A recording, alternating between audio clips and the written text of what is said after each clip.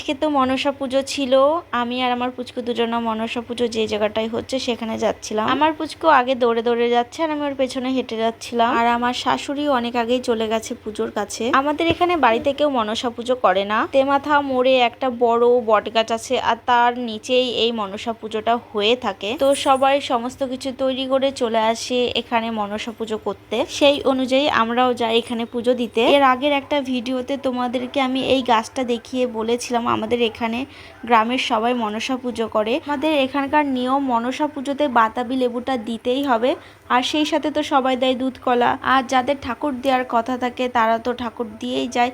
তোমরা দেখতে পাচ্ছ এখানে 3টে মতন ঠাকুর আছে আর ওই সাইডে একটা ঠাকুর আছে। আমার পুচকু ও জ্যোতিকা পিসির কোলে বসে পুজো দেখছিল।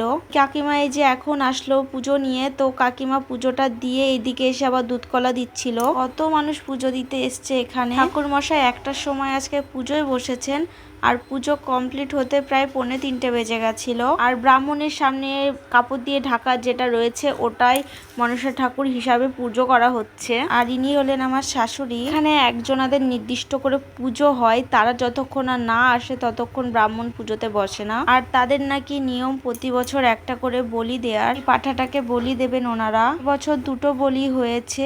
একজনাদের মানসা ছিল তারা একটা বলি দিয়েছে, আর যাদের পুজোটা আসে তারা একটা বলি দিয়েছে। আমার বিয়ের পরে যখন আমি শুনতে পারি আমাদের এখানে মনসা পুজোতে বলি হয়, আমি তো পুরো অবাক হয়ে গেছিলাম, কারণ আমি কখনো শুনিনি মা মনসার পুজোতে বলি হয়। এই রিচুয়ালটা আমার একদম পছন্দ না। এই যে বলি দেওয়ার যে ব্যাপারটা, এটা আমার একদম পছন্দই হয় না। আজকে আমি যখন ঠাকুরের সমস্ত কিছু তৈরি করছিলাম আমি কোনো ভিডিও করিনি, আমার ইচ্ছা হচ্ছিল না। জানি না কেন এই মা মনসাকে আমার প্রচন্ড ভয় লাগে। আমি ভীষণভাবে ভয় পেয়ে থাকি। সব কিছু নিয়ে ইয়ার্কি আড্ডা ঠিক আছে, কিন্তু মা মনসা আর মা কালী এই দুজনকে নিয়ে কোনো ইয়ার্কি আড্ডা আমার একদম পছন্দ হয় না। এই দুই ঠাকুরের ক্ষেত্রে পুরো সিরিয়াস ভাবে থাকতে ইচ্ছা হয়, কারণ দুজনে তো প্রচন্ড পরিমাণে রাগী, যেমন মা কালী রাগী তেমন মা মনসা রাগী। তো যাই হোক, আমি আমাদের এখানে দেখেছি একটা থালের উপরে ফল নৈবেদ্য সবকিছু একসাথে দেয়া হয়, আর দুধ কলা ঘট সেগুলো আলাদা দেয়া হয়। আমার বাবার বাড়িতে অন্যরকম ভাবে পুজো হতে আমি ছোটবেলা থেকে দেখেছি। আমাদের ওই বাড়িতে চিড়ের ছাতু চালের ছাতু এগুলো করে দিতে হয়, কিন্তু আমাদের এই বাড়িতে সেই সমস্ত জিনিস দিতে হয় না। আর তাছাড়া মোটামুটি সমস্ত কিছু একই রকম। আমাদের আজকে 3টে ঘট লেগেছে আর 4টে সরা লেগেছে। আর যে ঘটগুলো দেয়া হয়েছিল সেই ঘটে 2টো সিঁদুরের ফোঁটা আর একটা কাজলের ফোঁটা দিতে হয়েছে। আর যে 4টে সরা ছিল তাতে দুধ কলা দিতে হয়েছে। আর 2টো সরা ঠাকুরের ওখানে রেখে আসতে হয় আর 2টো সরা বাড়িতে নিয়ে আসতে হয়। আজকে দুজনা ব্রাহ্মণ পুজোর কাছে ছিল। দুজন যে ব্রাহ্মণ ছিল তার যে ছোট ভাই, সে ফার্স্টে থেকে মাঝামাঝি পর্যন্ত সে পুজোটা করছিল। আর পরের বার তার দাদা এসে অঞ্জলি দেওয়া থেকে শুরু করে বলি সমস্ত কিছু তিনি করছিলেন। আমার পুচকুর ছোট পিসির সঙ্গে দাঁড়িয়ে রয়েছে।